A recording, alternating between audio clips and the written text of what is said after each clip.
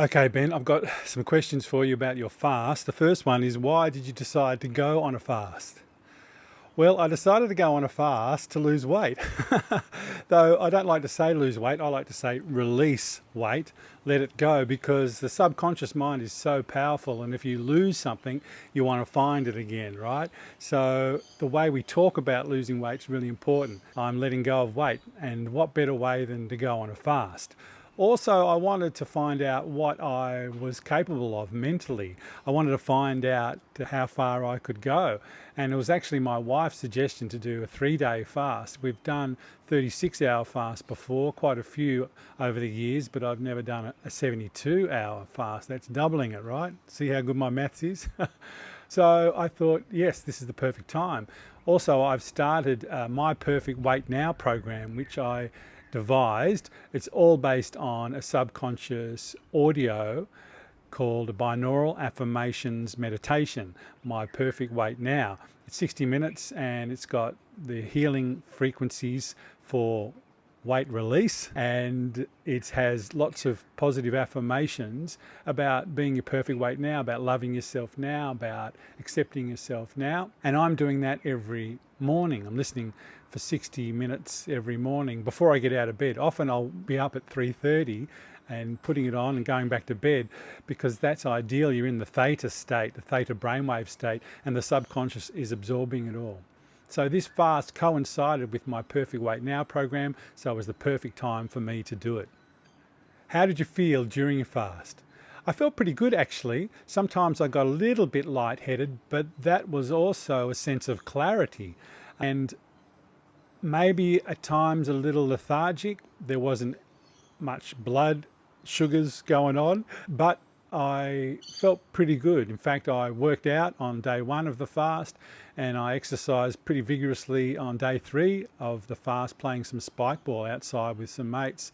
And I sunbaked and did all my usual work. But I did have a few more baths than normal, and I had a whole lot more water than normal, which is a great thing too. How do you feel after? Well, after my fast, I still haven't eaten, and it's past 86 hours now, because I ended up going longer than the 72 hours that I had planned to go. And I obviously feel good if I'm still going. That's what I'm telling myself anyway. But there's that mental thing too, though. Once you've got so far, it's easy to keep going. But I feel really good. I feel clear. I feel light. So much lighter. I lost over 3 kilograms during this fast, which is astonishing. Of course, they talk about how if you do quick, rapid weight loss, it can sometimes come back, but that's all depending on you, right? Depending on me and how I go back. And if my first meal back is a big pasta feast, or 7 sandwiches or something, then of course your body will just hold on to all that carbohydrate and all that energy. But that's not my intention at all. In fact, I know what I'm having, and I'm about to have it now, which is just one single date to start with. Well, that leads to the next question. Why are you breaking your fast, your 86-hour fast, with a date? Well, I love dates, and they represent something special, I think, that it's a natural food. Of course, I wanted to, well, not of course, but I wanted to break my fast with a natural food, something that's grown. And we have some dates in the fridge, and they looked really good during the fast when I was opening the fridge to feed the kids or whatever. So I decided on a date, and I love it's something symbolic about a single date, savoring it and just really enjoying my first bite, my first morsel of food after the 86-hour fast. Would you do a fast again? Absolutely. Yeah, I love fasting. As I said, I've done some short fasts before. So would I do a fast again? Yes, I find them very beneficial mentally, physically, and spiritually. You originally planned to do a 72-hour fast, but ended up going 86 hours without food. Why? Well, I think I sort of covered this, but basically you get on a roll, and I was on a roll, and we could have eaten last night at 7 o'clock, which would have still been 72 hours since our last meal, a bit over actually. But when you get to 7 o'clock at night, if you made it that far, it's only a couple of hours away from going to bed. So why eat then was the idea. And then you get up in the morning and you're still going along, and I'm doing some work and preparing to do this video. And so before you know it, it's even past 86 hours. It's amazing what the body can get used to, both negatively and positively. So we can find ourselves eating habitually because of the time it is. It's morning, breakfast, it's lunchtime, dinner, supper, whatever. Or you're going out somewhere, and so much of our socialization is going and eating with friends or would-be friends, or with dating or whatever. So much of our eating practice is not about nutrition, and it's not about feeding our body the best things it needs, or our mind the best things it needs. And fasting is a great reminder of how wonderful food is and how it can enrich our lives so much when we approach it mindfully. Fasting teaches me that mindfulness. The more I was on it, the more I wanted to be on it. That's how I extended my fast from 72 hours to 86 hours plus. What about that date? Let's get it.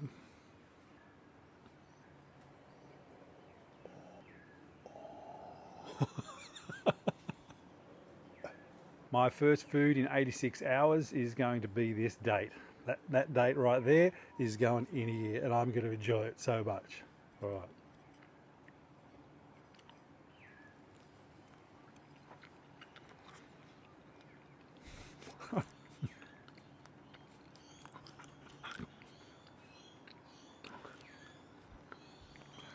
Truly magnificent. I'm actually getting a bit emotional. I can feel my emotions rising because I'm full of gratitude. So grateful for this date, for the sun that grew it, for the people that brought it to me, for being abundant enough that I can have a date. So fortunate. It makes me feel so grateful to be alive. And it tastes fantastic. It tastes so sweet and chewy. If you want to taste the best food of your life, just go on a fast. I won't eat that. I'm not that hungry. That was the best date of my life. There was a lot of things that really helped me during the fast, and one of them was my binaural affirmations meditation, which I listened to for 60 minutes every day, generally in the morning, and it filled me with positive expectation, self-belief, and a positive self-image about my healthiest, leanest, fittest state. My subconscious did the rest. My subconscious helped me make the decisions that meant I fulfilled my fast and I went beyond it. Man, I lost weight? No, I released weight. I let it go. It's gone. And I'm going to keep going on this beautiful journey of recreating myself and finding gratitude where there was none before, or where there was little, and building my appreciation for this wonderful life. Who knew you could do that through fasting?